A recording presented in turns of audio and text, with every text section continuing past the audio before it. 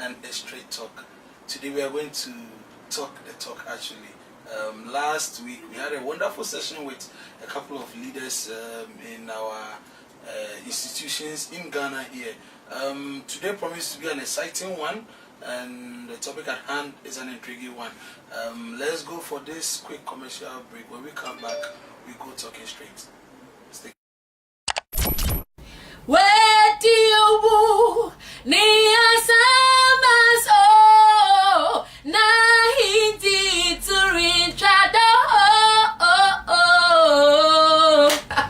say out there, I didn't know share me if you that any question that be 6 to 7 p.m. our Ghtv Holland. Aye or henny aye the King's Praise. Aye or sorry and kwa ye tuntum nyankopon ni aye ne kese ye frɛ me Lady Ann be na me di dwumadie ho chia me enyu wo free.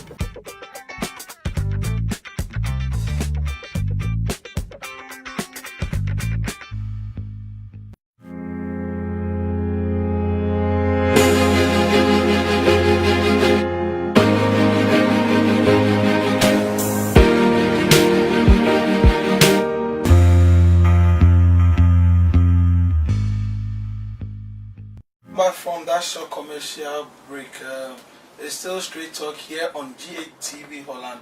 My name is Rene Kofi Osibo, your host, and you can call me the Son of Man. Don't forget to follow us on our social media handles on Facebook, YouTube, Twitter, Instagram, Ghtv Holland, or the website www.gtvholland.com.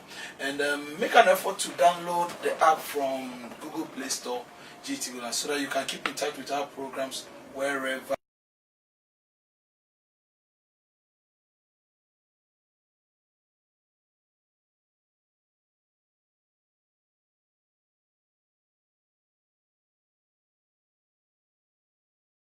Of the show. You can send your comments for this show on 0249 149 202. The numbers will be rolling down the screen. I'll take it again, 0249 149 202. Today I have a couple of wonderful personalities in our midst today.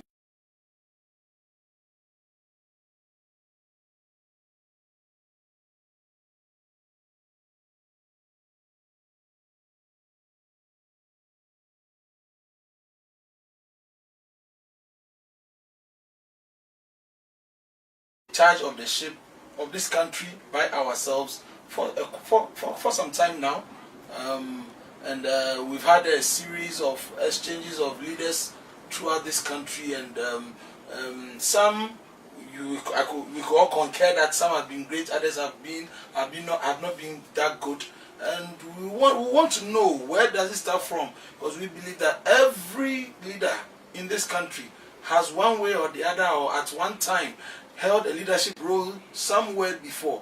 Also, most of these leaders also started and have gone outside the country.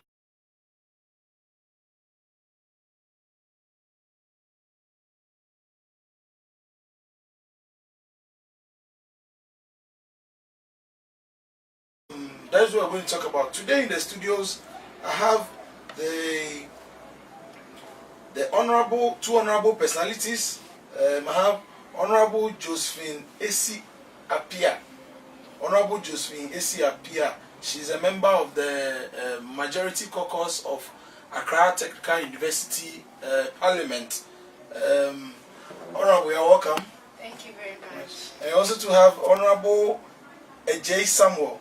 He's a Deputy Minority Leader of Accra Technical University Parliament. So we have a flip side of a coin here. Yeah, the majority and the minority here. Honorable Ejay, welcome. Thank you very much. How are you doing? I'm fine, thank you. Yeah, how about you? By God's grace. Okay, we thank God. Let's start with you. Tell us about yourself. Who is Honorable Josephine Esi Apia? Where do you grow up? Or what has your life been like so far? Okay, so my name is Apia Josephine Esi. Okay. I'm a student of Accra Technical University. Okay, I'm a lady who is aspiring to be something better, and then someone who can do things in the future for others. No, okay. So in a way, I wouldn't, it wouldn't be wrong if I start to perceive you as a philanthropist. Yeah. Okay, definitely. I think I will engage you in some philanthropical arts after the show. Okay, Honorable, what about you? Yeah, I am Nana Kwame Eji Atefa Samuel. Actually, my names are very long. Oh, okay. Nana Kwame Eji Atefa Samuel. And others that are not even added. And then yet. But for the records, I'll just use only a few. A few of them, okay. Okay, so I'm just a simple gentleman who doesn't take no for an answer. Okay. I feel everything is achievable once you set your mind to it. You can do it. So growing up has really been a little tough and then challenging. Had junior high school education in Tema. Then I moved to Achimota School and then I finally find myself in Akate University. One thing I always do is, wherever I find myself, I try to make an impact. okay. Whether I hold a leadership position or not, I try to make my impact be felt. Okay.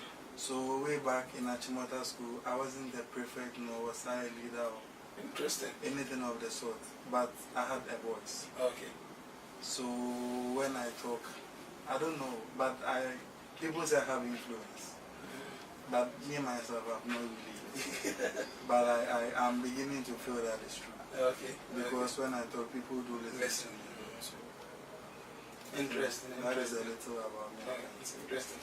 Honorable Josephine, tell us about your leadership background, with the exception of way back, as far as you can go.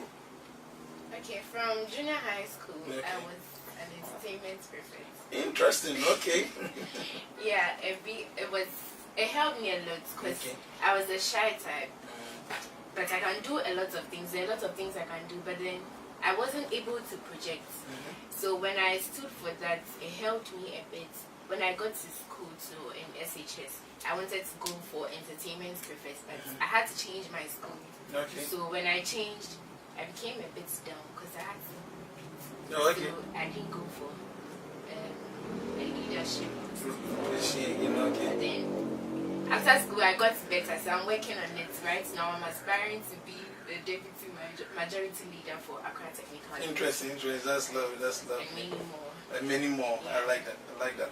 Okay, so let's keep the ball rolling. What would you say is your personal definition for leadership, Honorable Samuel? Okay, leadership, I would say, is accepting to learn and then accepting critique. Okay. Accepting to be at the forefront for a group of people, taking responsibility for them. That is how I would define leadership in the simplest form. Okay. Accepting a role, accepting responsibility, and being ready for critics. Yeah. Interesting. Honorable Josephine. I was explain leadership to be as one who is ready to take a responsibility of spreading knowledge, spreading knowledge and inspiration through campaigns and many others. Oh, okay. Let's look at it from this angle. There's always this saying, there's this perception that two perceptions about leadership. Some say they are born, others say they are made. What is your take on that?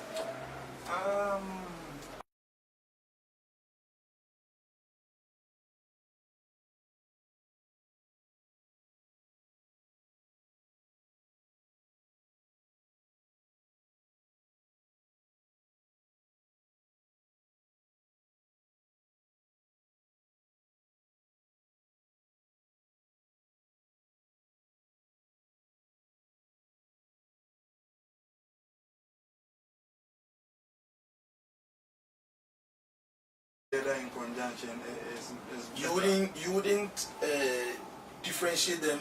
You didn't say there are some that are born and some that are made. No. There are some that are born, fine. Because even with Bible days, there are leaders who were born right from birth. They were given roles to play, and there were ones who were also trained. Okay. So I will not pick sides. Okay. But you can be born as a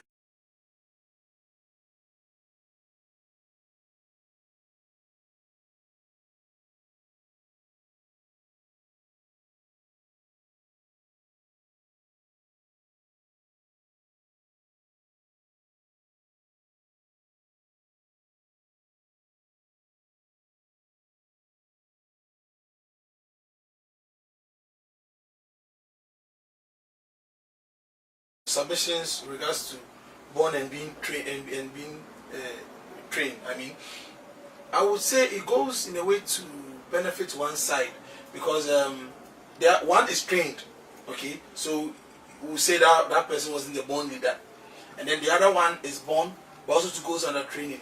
So would you concur with me that the one born who goes under training will be better than the one who is just trained? Because in the Bible, we could cite examples. Saul was elected, so I would say Saul was a trained leader. But David would say was a born leader because his destiny was predestined for him. How would you would we say that? You are born a leader and you are trained. Yes, they are going to be better than a person who will be trained. But when you are trained and it becomes your passion, like something you really want to do, you can also do it better than someone who was born. Interesting. Honorable. No, I think what would make one either born a leader or train a leader better would depend on the individual. Okay. Passion for what you are doing.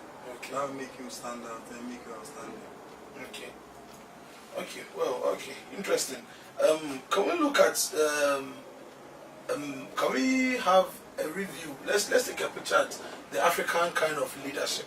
What would you say? How would you describe the African kind of leadership? Okay, for now, if you take Africa, we are mostly practicing democracy. Democracy, and then personally, I don't think it's really helping. Okay. Personally, I don't think it's really helping. What would you prefer we practice? I'm in Ghana, so I would rather make reference to Ghana. I don't think democracy is helping us in any way. Because if you write from Nkrumah, I have not really seen any president who has done much, really done much. And then it's democracy, so we are doing things how we want it to be. You see, I would rather the country is run as something that belongs to a private individual. Nkrumah did that. Like a monarch? Precisely. Nkrumah did that, and Nkrumah was able to do a lot for us. Nkrumah built Akosomo Dam. He had the foresight. He built the dam for generations at the time, and he really did a lot. We are enjoying certain comforts because of certain hard works he did. But you take the leaders we are having now, and then they are doing their best, but I feel they aren't doing much. And democracy, a leader has a policy. It's only 4 years. Probably he's voted out, and some of the projects are left hanging. And then, because it's a new government, he also comes with different policies, and then he executes them. There's no continuity. We don't know if we are progressing as a country or not. Whether we are progressing, whether we are at a standstill, we don't even know. There are a lot of projects which are in bushes, which haven't been completed, and it's making everything not so pleasant. Before I come to Jason, would you say, are you saying that it is the leadership style or style that we are practicing in Ghana that's not really good? To a point, to a certain extent. Would Ghana be better with an autocratic leadership style? Not solely autocratic, but to be a good leader, I think there's certain measures require certain situations require certain measures. So if you're a leader, you don't really say you are solely democratic, but because of our system of governance and democracy is dominating, so that is what we are practicing. But I feel as a leader, it depends on the situation you are confronted with. Okay. You understand? So as a leader, it gets to a point where you have to make decisions solely on your own, the autocracy style, and then it gets to a point where you have to involve others. So I think it's the situation you are confronted with that really should tell you what to do. But because we are a country practicing democracy, even situations that could be solely handled by the president will come into consultation, and if it's voted, it's won by a simple majority, and probably the simple majority's decision won't be the best as at the moment. Okay. So I feel the democracy is in a way making things not too. But you are holding. Before I come to you, are holding a position in ATU, and democracy allowed you to attain that position. Precisely. And because democracy allowed me to attain that position, but you realize that things are a little slow. Okay. Things are a little Even slow at ATU. because we are practicing democracy. Because if I have to do something, probably me together with my caucus, we have to do something. If I were to take the decision alone, I can just sleep from the comfort of my bedroom and then things will be moving. But I may call for a meeting and a member may not be able to make it. You don't form a quorum. I mean, you can't decide on it and stuff like that. There's no quorum. Democracy for us. So you should wait for everybody. At least a quorum is 15 people. For 15 people to be present, and it slows work because you have to get things done. Time is not too much of time. You understand? So sometimes these are the challenges it poses to us. Because if it were to be autocracy, I would just go forward and then I'm doing things. But because it's democracy, I have to listen to what you have to say. Even if I won't take it, I have to give you hearing. Okay. Honorable Josephine. Okay, so as he's saying, democracy is the main problem, and also the individual. Some of us have like things we want to do when we become leaders, but when we get there, it's like there's some kind of spirit there. When you get there, you can't do what you want to do. It becomes something else. It's like things are blocking us, and the democracy is like, if you take the leadership as something that is as a president, and you are supposed to do things for the country, take it as if you are doing it for your family or something. You see, when you are doing something for your family, you move on straight because you want your family to get the best. So if you do things for the country, sometimes the democracy slows things down, because if you want to do things like this, you know that it is going to work perfectly well. You have to come back to the parliament house for it to be debated on. And then sometimes they don't even bring something better out for you to work on. It slows down productivity. But other countries are practicing it and it is working. It's also the people you work with, the ministers and co that we are working with. So are we going to shift the blames to those who put those leaders there, those of us who elect those leaders there? No, we are not going to, because we didn't know that when they get there, that's what they will do. But democracy has given them the room to do. Okay, so let's go way back. Let's compare the time of leadership in Ghana here, where we had a democratic leader. Let's pick one particular one, and then let's pick an autocratic leader we had in Ghana here. The most notable autocratic leader we have had in Ghana is Jerry John Rawlings. Okay, so in your view, okay, looking at his type of leadership, then autocratic leadership, and then the democratic one, which one really helped Ghana? Which one do you think would have been better? Is better for Ghanaians? The autocratic would have been better. Really? Apart from the killing side, everything would have been better. Because if he says this, that's what they are going to do. Okay. So if you go against it, that one day, you know, say they will kill you.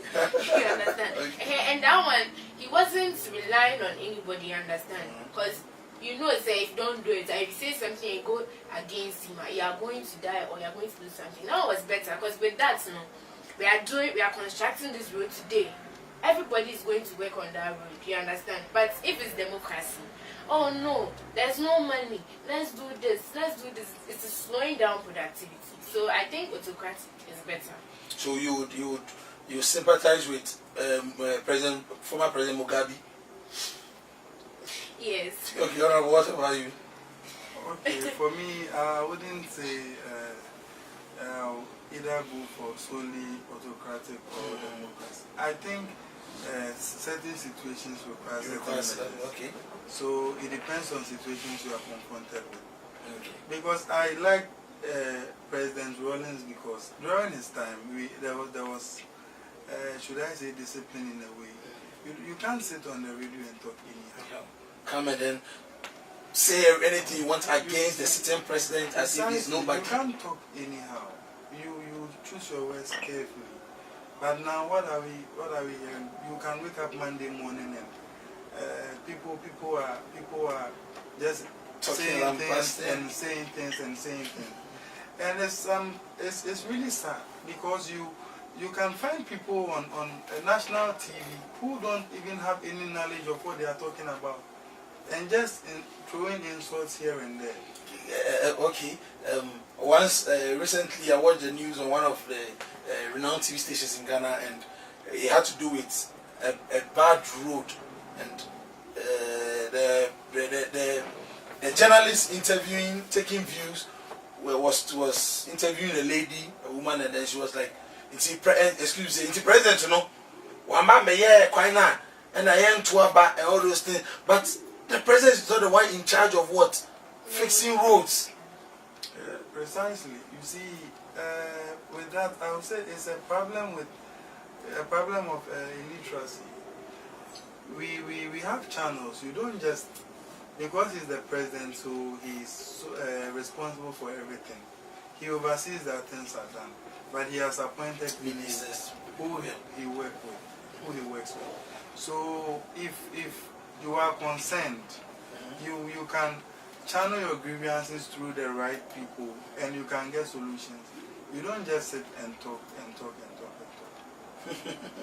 Well, let's go for a quick commercial break. When we come back, we'll continue. But there's one statement one African leaders made. I wouldn't mention his name. He said, "You have freedom of speech, but freedom after speech, that is something else to talk about." Stick and stay.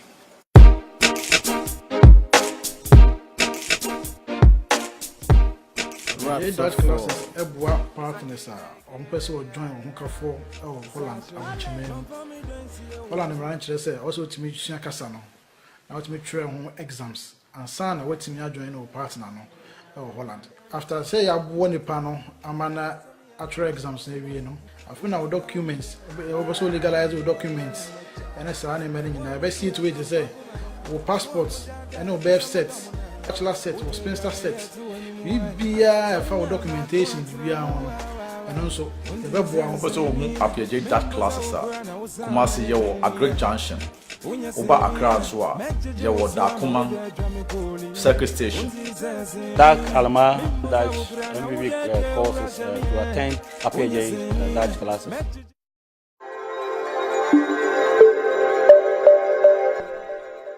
Would never let you stay down for the count. 2 days after Adolf Hitler's forces invade Poland, Britain and France declare war on Nazi Germany. Injuries threaten Black Stars AFCON qualifier. Me, I wait till I know you see I wear glasses, Charlie. My eye won't be great.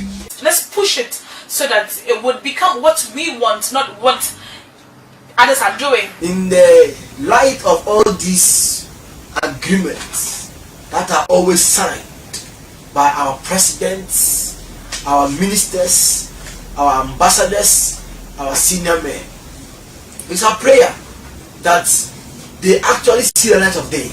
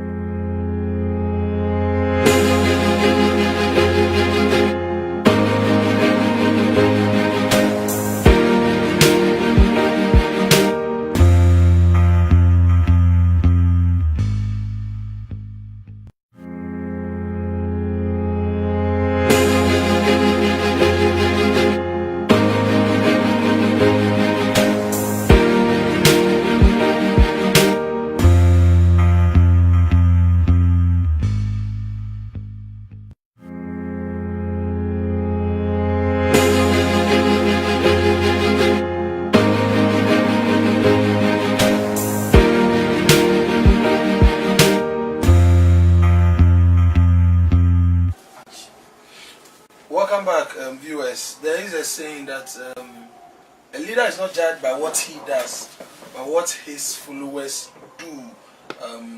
Taking into consideration the leadership influence of Jesus Christ. Or actually, he came on this earth and he was able to influence and affect 12 people In quotes, he lost one, but the other 11 went on to spread his name far and wide, and now he's mentioned everywhere you go. Likewise, with veterans to Buddha, Hare Krishna, Muhammad, a whole lot, and so forth. Today we are talking about leadership in Ghana, and we are looking at the various kind of leaderships we've had in Ghana, which has been the best. What kind of leadership actually suits Ghanaians?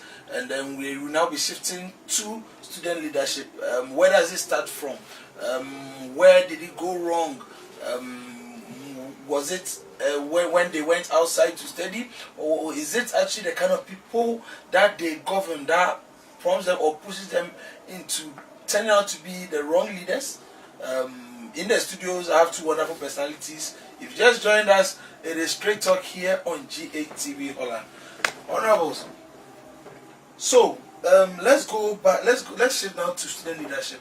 Since you two of you, that's your area of expertise. What is student leadership? Yeah, okay. Student leadership, I must say, is accepting to lead a group of students like yourself. Okay. You take responsibility for their actions, and then you train and teach them.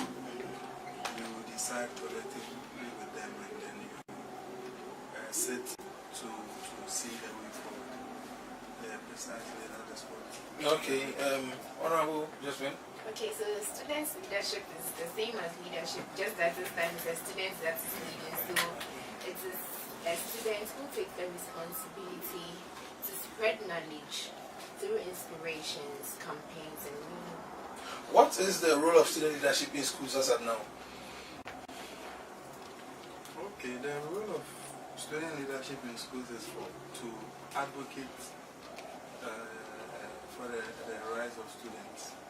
To make sure that the ordinary student is comfortable. Okay. To make sure that the rise of the ordinary student is not trampled upon. One thing I've realized is, you know, we students have been, a lot of students don't know their rights. And their rights are trampled upon day in, day out.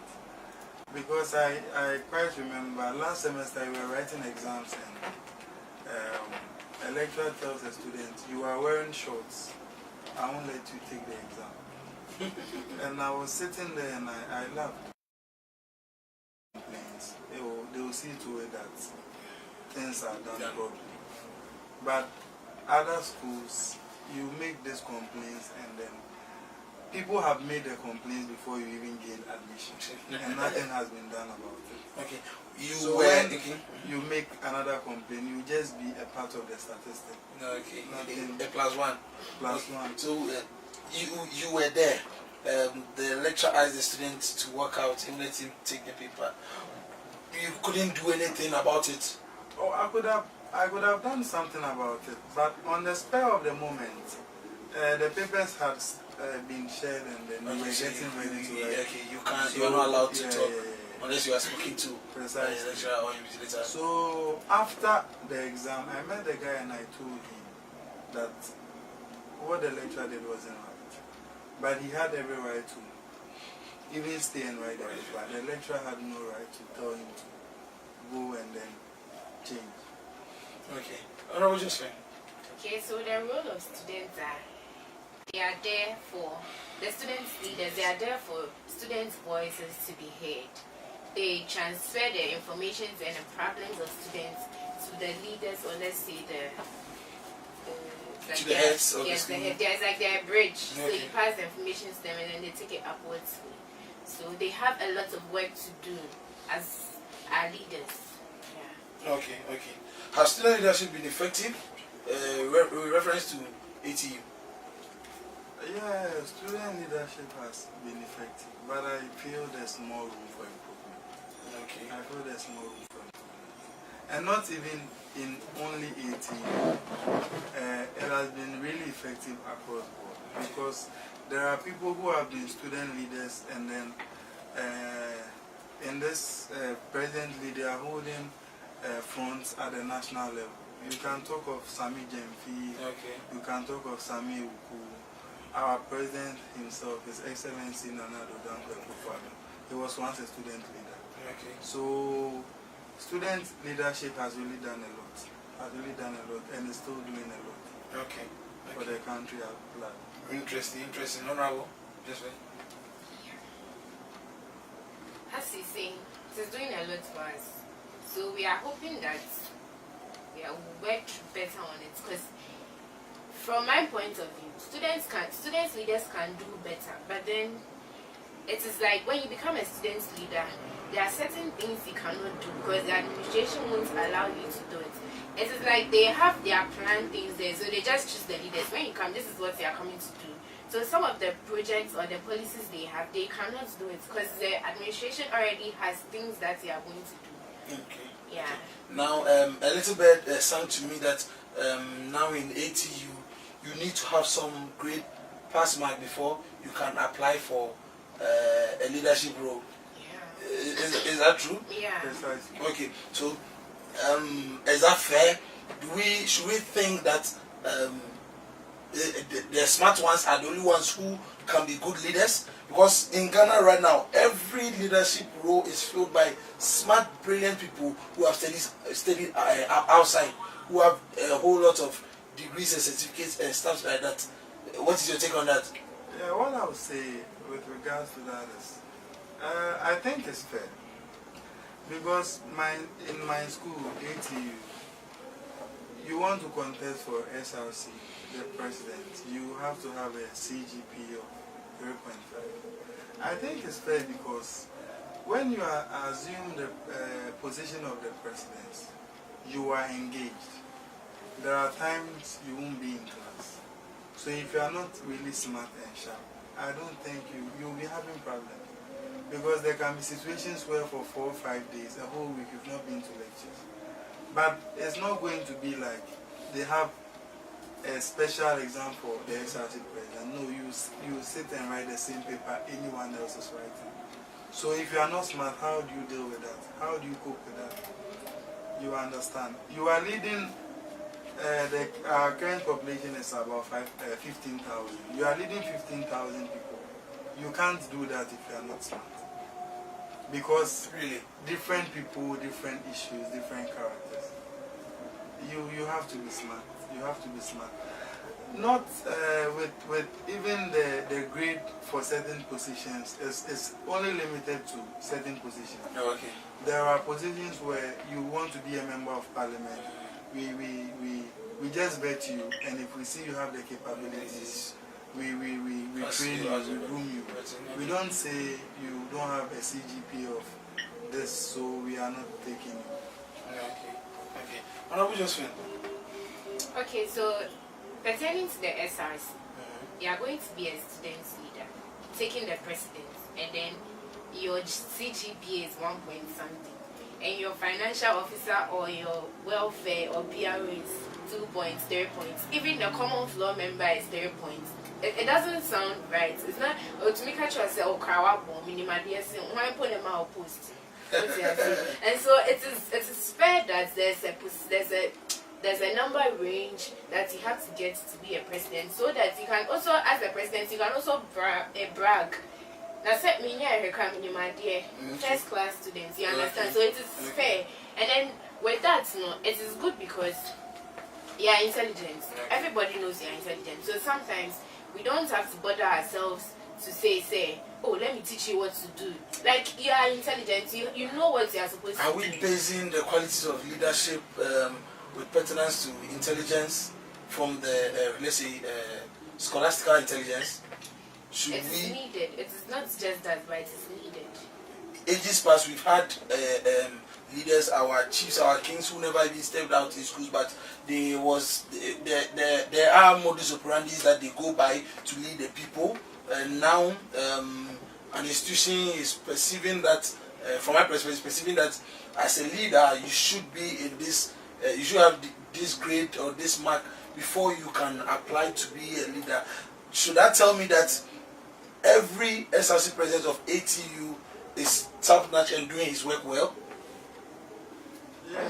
What I would say with regards to that is, because of that, actually, you can't measure competence by.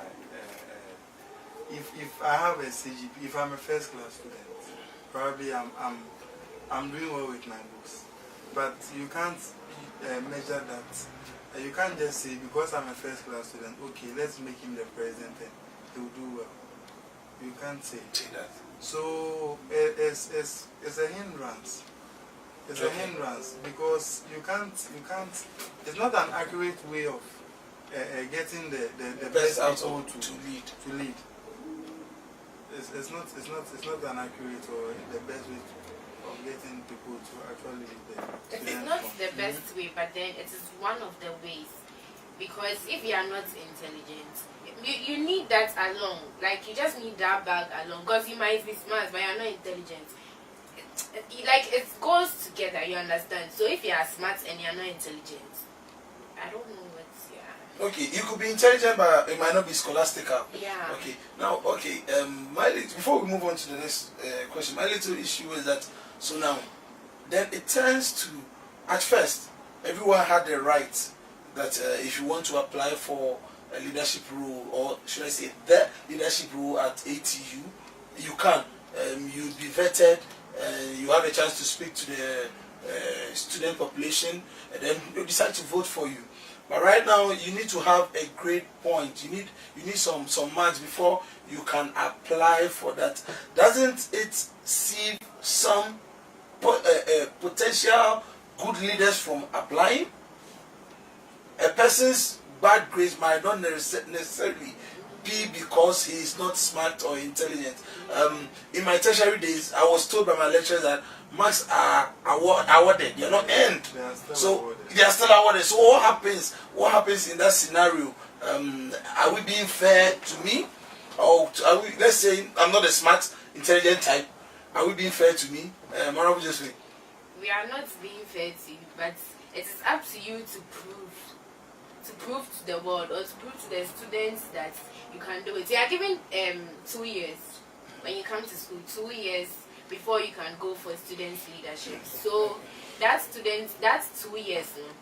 It's like we've given you time when you are vetted and then you get you pass out and you are supposed to be voted for. So the students who are going to choose you. So their life you've lived, it is whether you are smart or not. That as at that point it doesn't come. It is a life you've lived. People say, hey, girl, when you get me a president, boy, oh, he's smart. Like the near the ordinary from that's it. So it's not just about being intelligent. Now it is just there for you to pass out to the next stage because it is needed. Some people would prefer an intelligent intellectual leader. Others would prefer a smart, active action leader like Rollins, who will not sleep over an issue.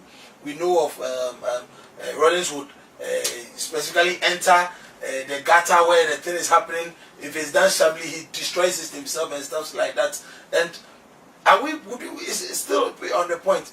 Don't you think it's not being fair to the others? Because some will prefer intellectual leaders, others will prefer some kind of leaders. But it seems ATU is telling us that we only want intellectual leaders. That is where we find ourselves. That is what is there, so we have to go by it. What can we do about it? If we are going to say, because some of the students they are true and poor, any other person. So what about that? Yes, but that is what is there. If they are going to listen to us here, then they have to bring it. It's not only about intelligence, but right now that is what they are using. So we have to go by that. But if they are listening to us and they are going to weigh it to the other side, because it's not only additionally true and poor and some people haven't been to school. I use my mom as an example. On school as a mass or calculations or sometimes, yeah. So it's not about the school and then the true and poor and stuff, but then the society we find ourselves in. Sometimes you cannot do anything about it because when you came, this is what is there. You can't do anything about it. Yeah. Interesting. What has been the challenge of student leadership, Josephine? At ATU. Let's start from ATU then. Generally, the leadership role in student leadership? The challenge, I would say, student leadership. Apart from what we just spoke about, being a student leader, I say to be, as I said earlier, the policies are there. The administration has already written what they want you to do. So when you get there, you can't do what you want. As they are trapped to work, they just need people to come and work on it for you. You understand? And as I was going in, my manifesto is, if I come, I'll do this. As at now, some people said if they come, they'll provide chairs, because the university, my class, and sitting on tables, and then that's what they said. But up till now, nothing has been done, because that is not what the administration has written down. They have what they want to do, so they just need tools to use. That is one challenge. Okay, honorable.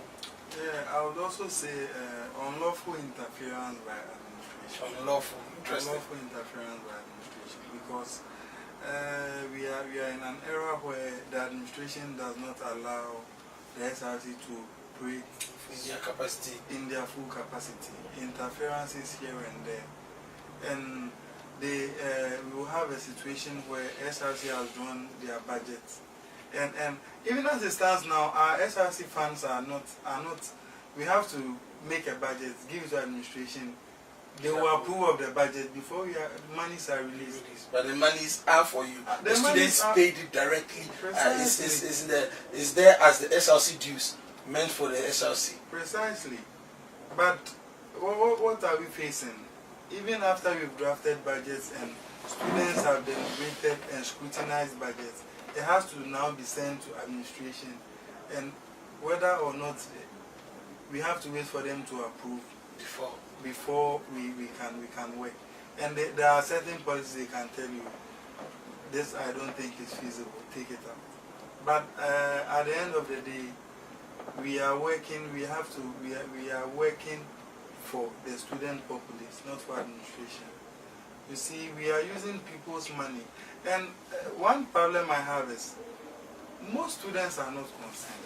And all boils down to they are not well informed. Okay. They are not well informed. Somebody is really unconcerned. Like you pay when you pay your fees, there's an amount that goes to SRC. So there are things you have to enjoy. There are certain things you have to enjoy. But we aren't getting it, and nobody seems to be talking about it. If you want to talk about it, you are just going to talk about it solo. And the problem is, you see, in ATU, there are a lot of things that are not going well.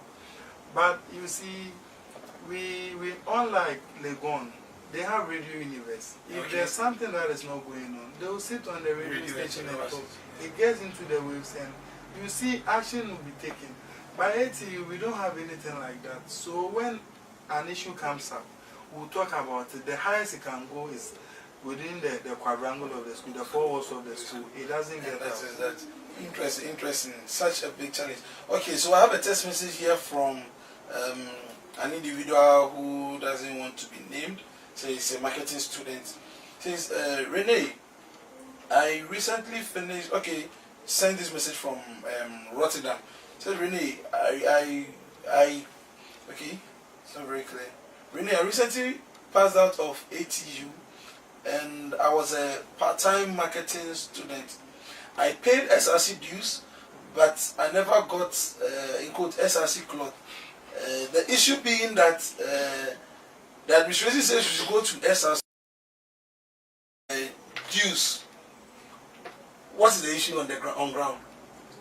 That issue, you were supposed to direct it to your part-time rep. That is why we have the part-time rep.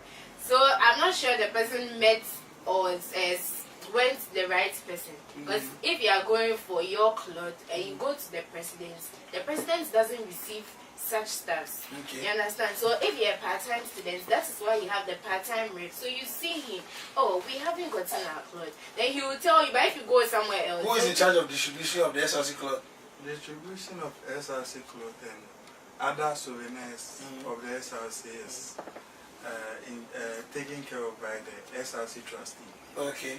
So with regards to his issue, he should have spoken to his part-time rep. Okay. His part-time rep will channel it through the trustee and then Okay, interesting. So, anonymous person, I think your question has been answered. Do students have a voice in schools? Students do have a voice. They do. They do have a voice. Should I perceive that the only way right now, should I perceive that there's a cloud looming, possible cloud that is looming around at ATU in pertinence to what happened at KNUST? Because the student's voice needed to be heard and was not heard. And the only way it was heard or something was done about it was the more that they reacted.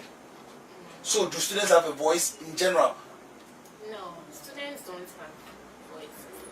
Sometimes the things we say, they do not listen. Since we came to school from level 100, lecturers have gone for strike and they've been saying no chairs. They want chairs. They want to treat their school like a university that it is now. But up till now, no chairs. They haven't provided any chairs. They've not. They'll say, "Oh, we'll do it, and we'll come back to class." Nothing has been done. So it's like, as one would do go. Interesting. Comparing student leadership to our national leaders,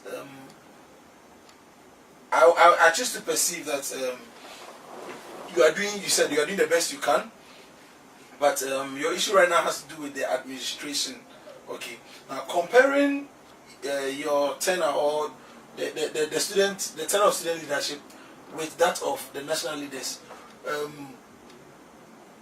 where does the problem start from? Because I perceive that you want to continue.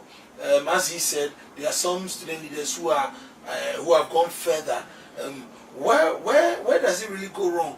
Why is it that when they get there, things don't go how it's supposed to be like? Okay, I always say something that you reap what you sow is not for only farmers. Okay. So whatever you are doing, anything you are doing now will reflect in the future. So it's just like your dad sends you to school, and if he's not really concerned, he's not checking whether you are studying or not. For sure, your graduation, he will be there. If you graduated with a pass, what have you told him? That all the years you spent in school, you didn't really do any productive work. If you graduate with a first class or a second upper, you tell your dad that you've really studied and you've done your best. That is how it is. It depends on what we are doing now. People think there's this notion. People actually ATU now, the SRC is synonymous to like embezzling funds. That is what I've spoken to quite a number of students, and that is what they think. Okay. And there are people. I say leadership is a lifelong affair. You don't become a leader. You don't have to be given a position. Even in your community, you identify a problem. You can help mobilize people and then solve the problem. Leadership is a long life. It's a lifelong affair. Interesting. Mm-hmm. Okay. Corruption among student leadership. Corruption among. Let's think about that. Let's go for a short commercial break. When we come back, still straight talk here on Ghtv Holland. Still can stay. Where do you go? Near Sama's oh, Nahidi to reach say out there. I didn't know when share me. If you ada any question that be 6 to 7 p.m. Our Ghtv Holland. Eyo ohene ayeye the King's Praise. Eyo sorry nkoa. Ye tuntum nyankopon. Ni aye ne kese. Ye frɛ me Lady Ann. Be na me di dwumedie ho chia me. Enyi wo mfiri.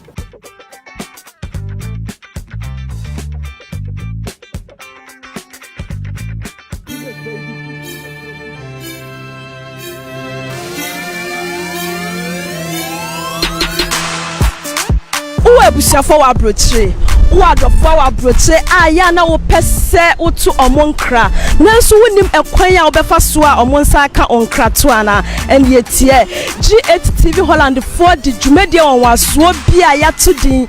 Greetings from GH and Ote. Yedi abroche Kogana and yedi Ghana Aba abroche. Jumedi Mama Wakunya Emma Wechia Webusia Foni Wadrofo e Wabroche. We sana we yo. Upese ebisa and yom Eja Wakoma so Emma Omwe who says Sena Yadri Omohupa. Mia me did Jumedi Huchiame Ediani Alberta Mansa Emisa. And so we share me abontia. Ubeti me aframe. Senyami Shrame Nasa Eyawaya Mejo so say and the way a suspect. Aye, a fiada way, any a fiada bia, a free and you run on watching, a pussy and you run on.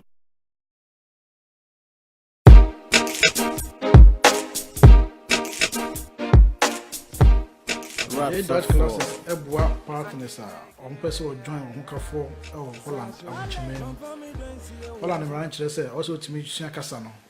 Now to meet train exams and son waiting me join our partner or Holland. After say I won the panel, I'm an actual exams maybe you know. I've been our documents, also legalize our documents, and I saw any meaning in the best seat way to say our passports and no birth sets, bachelor sets or spinster sets. We be for documentation we are and also the web one also appear that classes are Kumasi Yo Agric Junction Oba Accra Soa Yo Dakuman Circle Station Dark Alma Dutch MBB courses to attend APJ Dutch classes.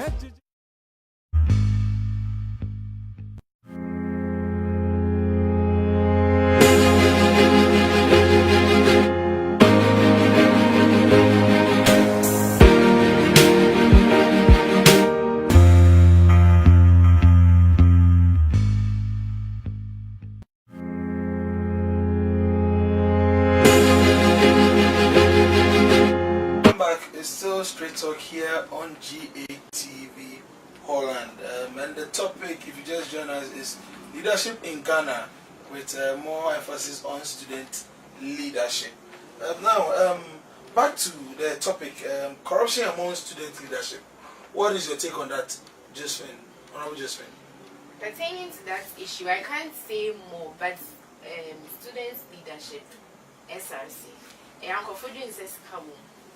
being an SRC president, SRC district, sometimes when you get there, it's not as easy as you see it. Really? It's not as easy as you see it because it's like, yeah, getting the money. Where are you getting the money from? Because you are going to write everything that you are going to do. So, just cut for shoe. You are providing the shoe. They will see the shoe before they will sign and give you the money. So, like, where exactly do you get the money from? People have the perception that it is very difficult. It is the like you're too smart, bro. So just now the Abba said this is the shoe. Then later you take it back. That is when you can get the money. But then I will spill a bean, but before that, let me listen to Honorable Samuel. Okay, corruption. Yeah, there's corruption in student leadership as well. There's corruption everywhere. Interesting. And to go the words of the ex-president, he says corruption is as old as Adam. Wow. So corruption is everywhere. Okay. Likewise, student leadership. Okay. Okay. But what I feel we have to do is are we giving them their allowances? Are we giving them what is due them? If we are, then why would they engage in corrupt acts? Okay. Interesting. I have a couple of text messages here. Keep sending them. You can send them to 0249 149 202. I think the number is again 0249 149 202. Okay, so the first question, text message here is from Carol, who is in Amsterdam. She says, "I'm enjoying the show, Renee. I see some serious leadership in Honorable Josephine. She is very eloquent." Honorable Josephine, Carol feels, I believe you are very eloquent. Product from The Hague. Renee, I believe student leadership is just a show game. They are just ceremonial. They talk, but don't do anything. Interesting. Lily from Amsterdam. I would like to ask Honorable Josephine, if she has any political ambitions after school, and which ministerial position would she like? Lily, I promise you, Josephine will answer that as soon as possible. Okay, then Cynthia from Accra. I think students have a voice, but just that their voices are not heard. This is because students don't use the right voice. We need more demo, and they will hear. Ora, what is your take on Cynthia's question or Cynthia's statement? Demonstrations are sometimes necessary, but it's not all the time. Okay. It's not all the time. Because I love ATU so much. I wouldn't want to suffer the same fate as our colleagues in KMS here, where academic processes have to be halted till further notice. Just because voices must be heard. So I believe we have a voice, and when we channel it through the right people, our voices will be heard. Okay. Honorable Josephine. I want to ask him a question. Okay. So what if you channel it through the right people and then it is not heard? It will be heard. And then okay. I choose to side with her because with pertinence to the KNUST issue, there was an individual who demonstrated alone. Yes, even during when Rollins and Anaba went to the school. So what if it is heard but nothing happens? Okay, so are we trying to say, okay, after the demonstration, you know what happened? There's a young guy with a promising future who is now, is he deformed?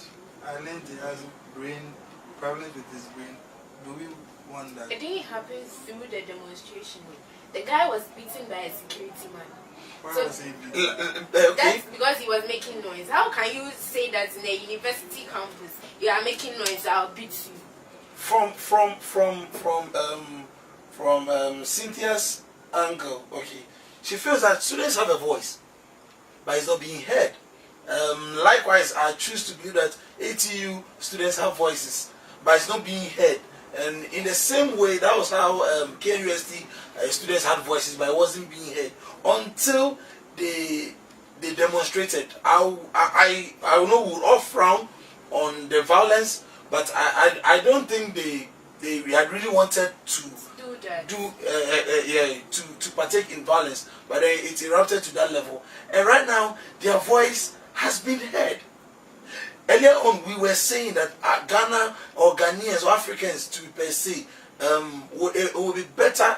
Democracy all the time wouldn't be good for us. So I am being tempted to side with Cynthia and Josephine that with some issues or some level, they should go on demonstration. What's your take again, Honorable? No, demonstrations, as I said earlier, are very necessary, but it depends on how it is done and the issue at hand. So, by saying demonstration, we are not saying that they should be demonstrating at every given opportunity.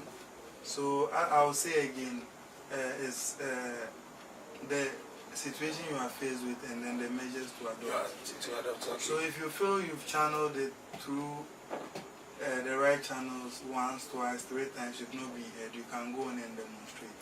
But not that you just have an issue. Certain times it's even you've channeled your issue. Management is thinking through it, but it's delaying. You go ahead to demonstrate and it doesn't really help.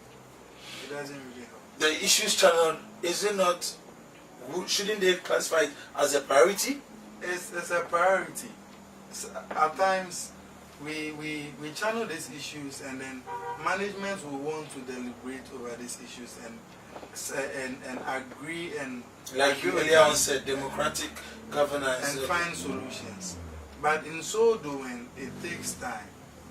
But students want, we demonstrate today and we've channeled the issues today and tomorrow we want responses tomorrow, and if we don't get them, we want to go and demonstrate.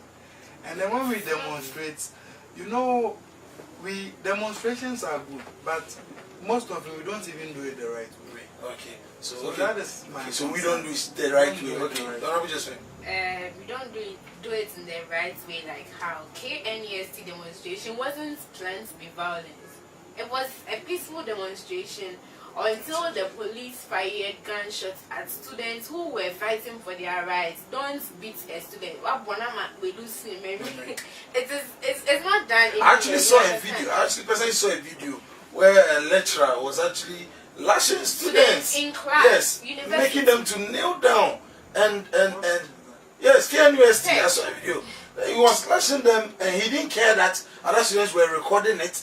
He was lashing them and he asked them to kneel down. Tertiary level. And how would they be heard? Sometimes the lecturers, they refuse to understand the students. The tertiary level, if you can't teach, because any young tertiary, you understand? You can come to school and then a lecture or your banners or your banner address. I'm not ordinary, so interesting. You see, so sometimes that is the problem we have with the lectures. To me, back I say, why are you wearing a satin? Go and wear something. Things that are not, they refuse to understand that the tertiary level is not the same as SHS and JHS. Right now, you are deciding for yourself. So they have to come down to our level and then... So that you're dealing with adults? Yes. No, but they are dealing with adults, but even as the Bible says, you see, all things are permissible, but not all things are profitable. And mind you, some of these lecturers are parents. Okay. So they would want to advise, oh, I feel what you are wearing is inappropriate. Next time you can wear something better. I don't think there's any problem. But would the lecturer say... Well, I have had an experience before. I don't want to mention the institution, but I asked a female lecturer who came to take her from another a masculine lecturer that if she was married and she really felt offended that I didn't have the right to ask her if she was married. It was in class. She was actually like, if there's anything you want to ask her. And I raised my hand and I asked if she was married, and everyone was laughing. Apparently, she's old and she hasn't been married for some time. But then I felt if you are my lecturer and me knowing you are married should tell me how I should relate to you. I know a married person, I perceive a married person should understand children and how I should relate to you. If my lecturer is single, I will know how to relate to the person. But just back to Lily's question, do you have any political ambition? I think that will go for both of you. Any political ambitions, and if yes, which ministerial position would you prefer to hold in the near future? Yes, I have. Okay. I'm checking the Ministry of Trade and... Interesting. Trade and industry? Yes, or the Foreign Affairs. Foreign Affairs, okay. Any reason why those areas? Okay, the trade, I've went there before. Okay. And then... Should I explain? Okay, I think you leave it like that. It's okay for now. Okay, so Lily, she would prefer foreign affairs and then trade and industry. Okay, so Honorable Samuel. For me, I won't single out any industry. Okay. As I said earlier, leadership is a lifelong affair. Okay. So try to make impact anywhere you find yourself. Okay. Okay. A little bit is singing to me that Honorable Cynthia and Honorable Samuel, ATU SRC control 100,000 Ghana cedis, controlled 100,000 Ghana cedis in 2009. So there is money in it. And I can assure you this is from a reliable source, which I wouldn't want to disclose as at now. What is your take on that? Do you have any idea of what this reliable source is talking about? Honorable Josephine. Please. I have no idea. I think my honorable minority leader will speak about it. Honorable Samuel. Okay, I do know they have money. There's money in their common fund, whatever they call it.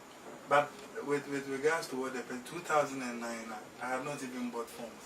So I don't really know if it's indeed 100,000 or above 100,000 or below 100,000. Okay, let's do a little math here. You stated here on this show that you are leading, or the SRC president is leading a populace of what? 15,000 students. Okay, so I know an SRC dues is definitely going to be more than 1 cedi. And I choose to believe that you've not considered part-time students in your 15,000. I've considered. Okay, so taking that, so I know it's not less than 1 cedi. So let's say it's 1 cedi. So in a year, 15,000 Ghana cedis. Yeah, 15,000 Ghana cedis. They even get more than that. Okay. But the monies are used for various things. Souvenirs and stuff like that. We have souvenirs, and then various SRC executives draft their budgets. So SRC welfare officer will draft his budget. The Genus ambassador will draft his budget. SRC women's commissioner will also draft their budget. So they have things they do. During just recently we had Freshers Week Aquaba for the Freshers level 100s, and they had a pageant, they had artist night, they had a couple of things. So these monies are being used for all those things. So, but when people hear the figure 100,000, they are excited, and they think, oh, because it's 100,000, there should be some sikadi somewhere. But the monies are we have people like R2Bs on the bill, so okay. The monies are being used. How much? But don't we have corruption in student leadership? We draw that line that we do. Okay, so what do you think brings corruption in student leadership? As I said earlier, you see, are we giving them the allowances due them? It is not only the allowance. Let me hit the nail on the head. Are you giving the allowances due you as student leaders? Yes, they are given. Corruption is no, not... are you giving? Okay, for us, ATU Parliament House, we are not paid. Okay. We are not. Not paid. even when you sit. No, we are not okay. paid. So I can't speak on that. But at the SRC level, they are entitled to. So when they have general council meeting, they are entitled to certain allowances, some refreshments and stuff. They are entitled to their monthly allowances and other things they should, if they are traveling, they are per diems. So are we giving it to them? Because if we are giving it to them, I don't see. Okay. It's not only about, excuse me, it's not only about giving them their allowances. Money is money. Obian wants to count for someone their own favor. That's how it is. So sometimes it is not in you so but say this can what I say, but it's kind of their one to be silent. Interesting. So are we saying that? So that is the way to go. I wanted to get there, but there's this message I want to read. Mark from Rotterdam says, Honorable Samuel is very objective, and I see the Kwame Nkrumah in him. Interesting, Maxwell. Honorable Samuel, what is your take on Maxwell's view? I don't even know what to say.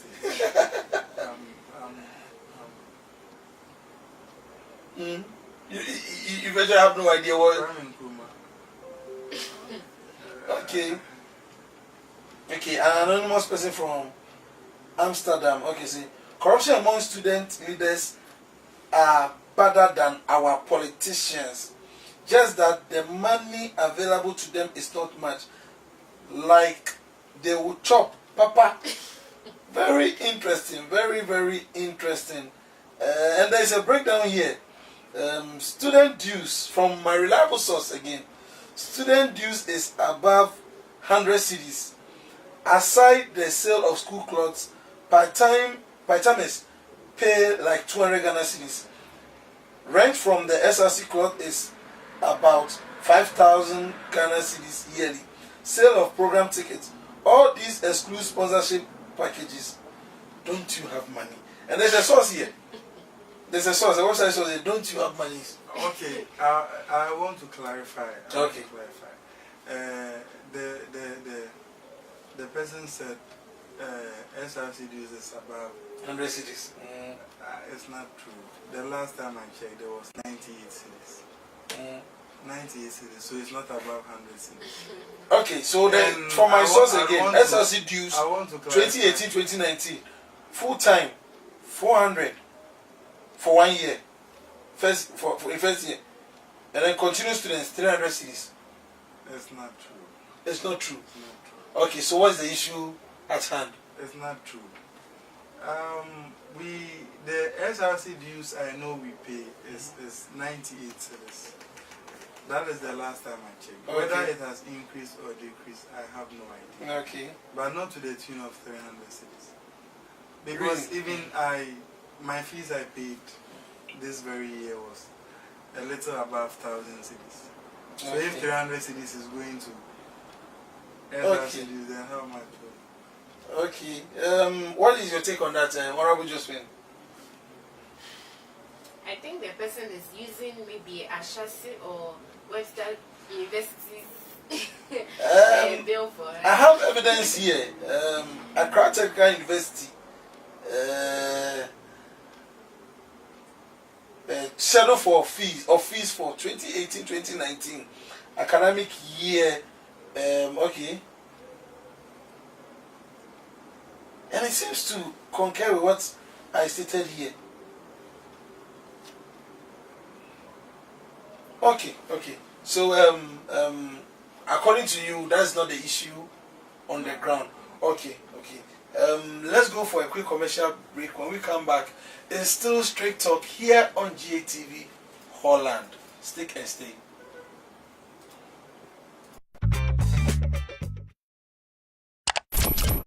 Where do you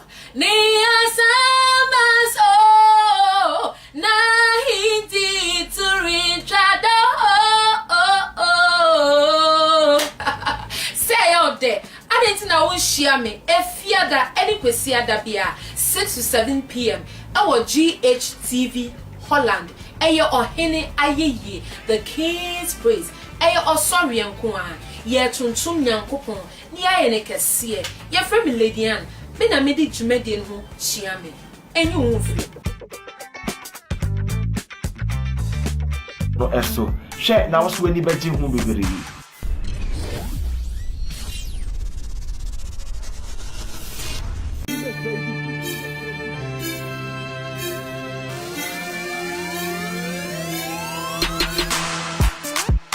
Ebusiafo wa broche wa adofo wa broche aya na wo pese woto omonkra nanso wonim ekwan a obefa so a omonsa aka onkra to ana ene tie Ghtv Holland for the dwumadie won waso bia ya to din greetings from GH and oteye ye di abroche ko Ghana ene ye di Ghana aba abroche dwumadie ba ma wakonya e ma wachia wa ebusiafo ne wadofo a ewa abroche wo wie sa na wo wie yo wo bese ebisa enyom je a eda wakoma so e ma omo ahu se na ye dwen omo ho pa me a me di dwumadie ho chia me ediane Alberta Mansa Emisa enso se wo hia me abonten a wo betimi afrɛ me se nyame hira me na se eya we ya mejo so se ende we ye suspect ai eye efiada we eni efiada bia efiri enwumre no nwotwe ekosi enwumre no nkono eso hwɛ na wo so wani bagye ho bebere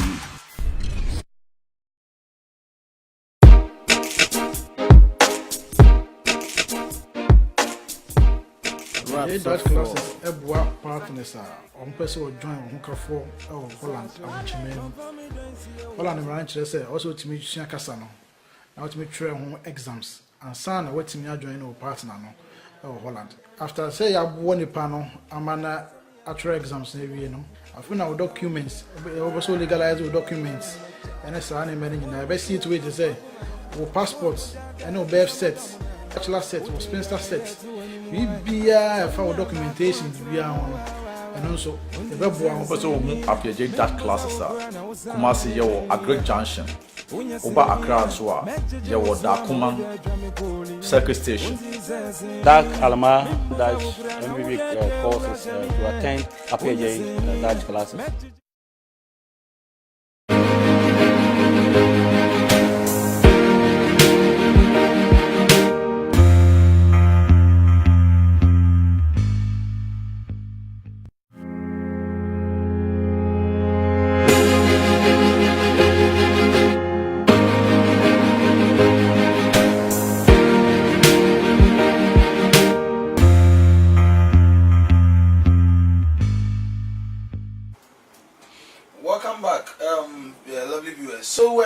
about corruption in student leadership, and going straight back to the issue at hand.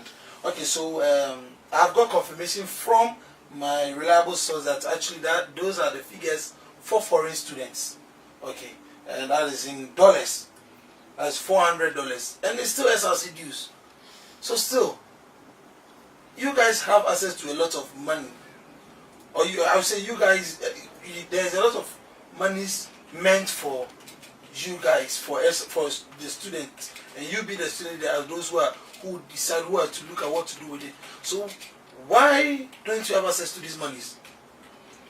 What can we do? If you say we don't have access to the money, I don't understand. Okay, so you have access to the money. They organize programs for us that we enjoy. So we know they are using the money for something. Aside the sponsorships. Yes. Interesting. How Indomie is going to sponsor with Indomie and what else? The other sponsors, they just come and then exhibit their products and other things that comes or other things that are involved. I don't really know. But then we see that they are doing something for us with the money. If I want to calculate pertaining to the Aquaba and the money they spent, not what I like, I want to use my own head to calculate. The artist on the bill, the Aquaba nights, the Miss Aquaba, it rains, so we have to push it to the next day. So I am saying that they are using the money for something else and they are not doing it for their own. Interesting. Honorable, someone, do you have anything to add? They are using the monies. They are using the monies for the benefits of the student governments. But what I have to say is, you see, if it must be done, it must be done well. Okay. And people will talk. Okay. People will talk because you are doing a program. You have to do it well. Okay. If it doesn't go, people will talk. And the issue we have is, you don't just, if you are planning a program, you are not running your own business. The SRC is no one's business. Yes. So, to an extent, to a large extent, if you even want to do a program, it's for the student population, so they should have a say. You don't just go and meet a couple of people and decide, okay, we are bringing this person to you. And what if we are not okay with it? These monies are monies, and we should have satisfaction from them. So I feel in planning the program, we should be given a say. The student population should be consulted. Because at the end of the day, you put an artist on the bill whom the student population do not like. What do you intend to achieve? Interesting. Yes, feel free. If we are going to listen to the students and they all want top artists and the money won't reach out, you have to select some. So you are selecting, okay, put your artist down. We will take the best out of the best that you've written. You understand? Then we'll add, because if you are something to me, you have to mix it with so that yes, I don't agree with you. Because if we want to have fun, the fun should be in the best way. But I won't because say you don't bring me an artist who has no hit track in 4 years. That's interesting. What do you expect to achieve? That's interesting. Which artist came that doesn't have a hit track? I'm not making a list. Okay, so it's still straight talk here on Ghtv Holland. You can follow us on our social media handles, YouTube, Instagram, Facebook, Ghtv Holland. Make an effort to download our app from Google Play Store so you can follow us wherever you go. You can there's still a little time I can read your text messages. You can send them to 0249 149 202. Okay, putting you on the hot seat now. We're going to have a couple of case studies here. Sorry, this has to do with some leaders we've had in Ghana and some specific actions or reactions they took under their tenure. And then you let us know what your takes are on them. Okay, so first case study. President Mahama and the Muntie 3. Josephine.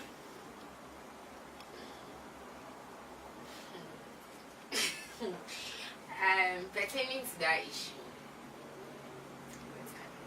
So we in some time ago we had a group of people who spoke foully and were summoned by the courts and were persecuted and they were sentenced.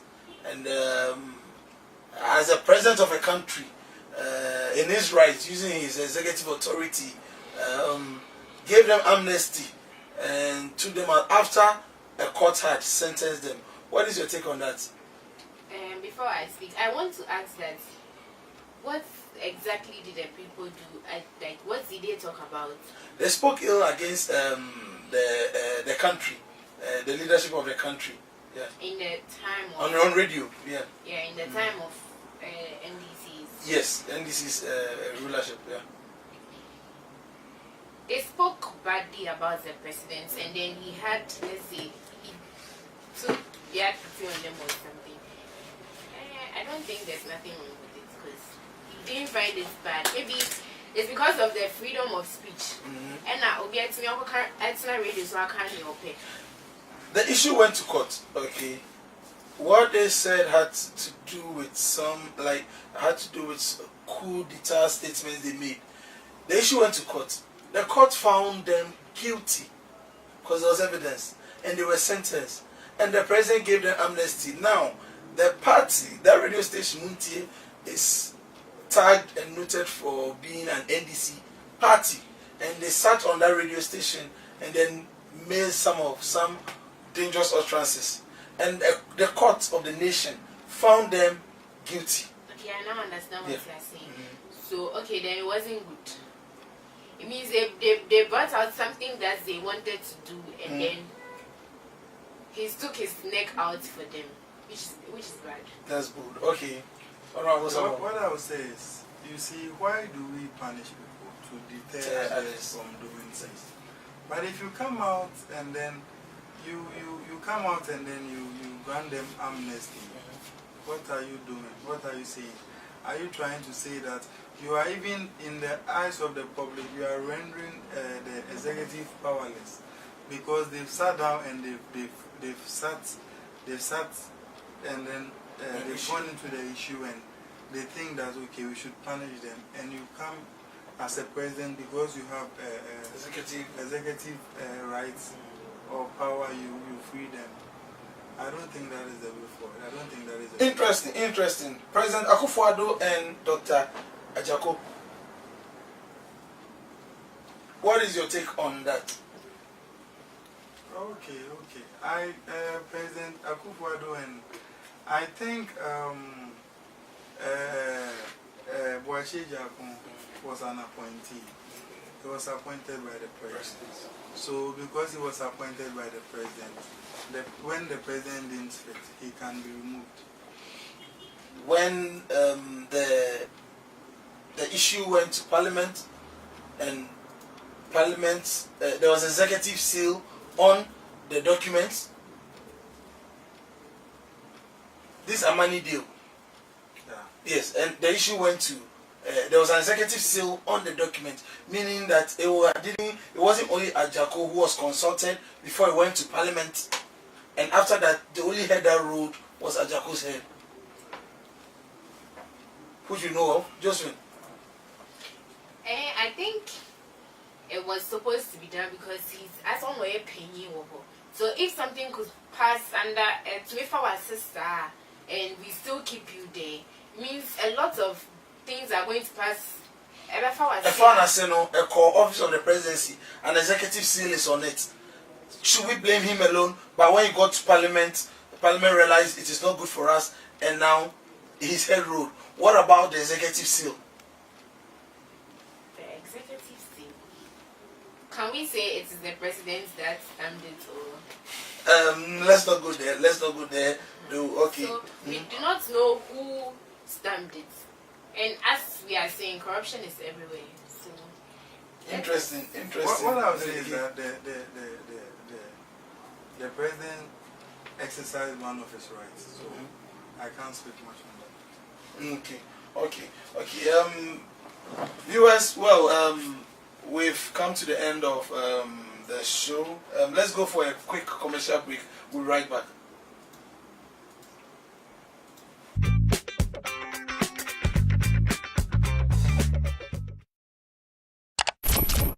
Where do you woo?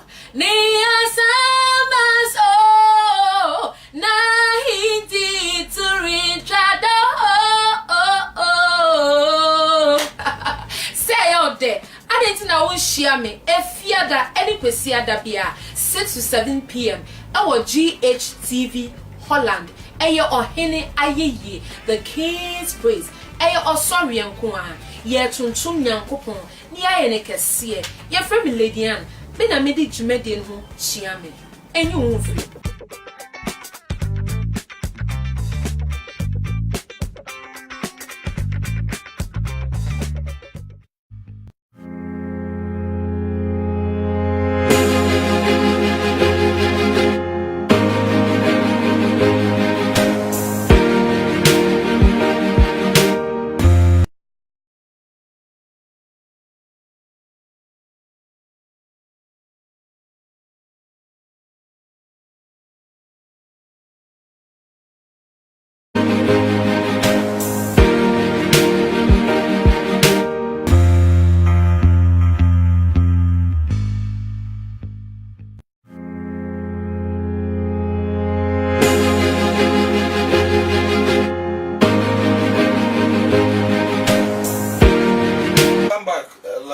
Still straight talk here on Ghtv Holland.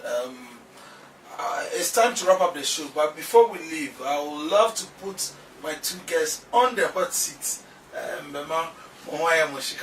Okay, so starting with Honorable Samuel, can you identify two bad leaders in the current governance? Honorable Samuel.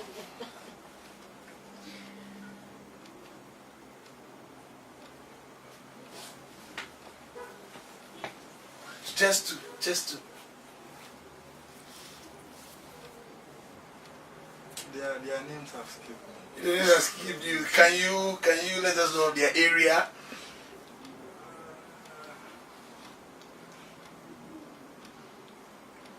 Interesting. What about you? Same question. Yes, please. That was what. No, yeah, same question. I'm thinking about it. In the former government.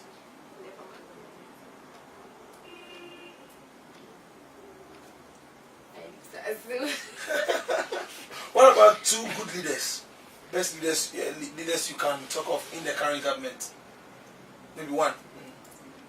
The Minister of Trade. Minister of Trade, okay. Interesting. That's Alan Cash. Okay. Honorable. Okay, I would say the sitting president. The sitting president. What about the previous government? Honorable Samuel. The previous government.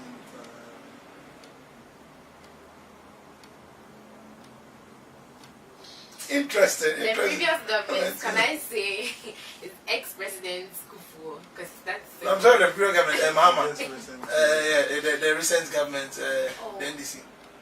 Oh, Mahama was good. Okay, interesting.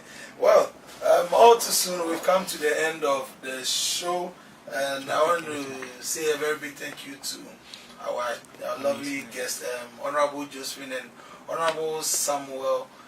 Thanks for coming, and we hope to have you another time. Do well to always stick with us here on Ghtv Holland for Straight Talk every Tuesday and Thursday at